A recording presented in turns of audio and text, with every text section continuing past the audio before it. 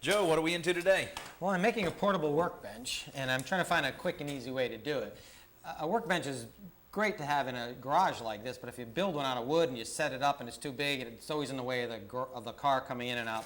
So I decided to try something different. I took these metal sawhorses and just screwed them to a piece of plywood. Okay. Do me a favor and flip this over, and I'll show you how easily. All right. It only takes a couple of minutes to build. This is a piece of 3/4 inch plywood. It's about 3 by 5 foot.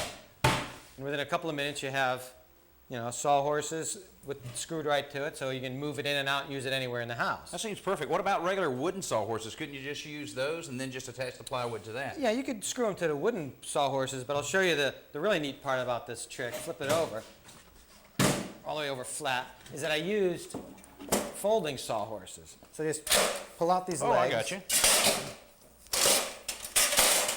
And then use these little straps. Put on that strap just to hold them in place. I got you. Oh, okay. Now, this is the really cool part, is you can just store it right up against the wall. Whenever you don't need it, just fold it up, and now you have plenty of room to put the car in. And it'd be nice and portable, I guess, if you wanted to bring it inside the house and, say, use it upstairs somewhere. Yeah.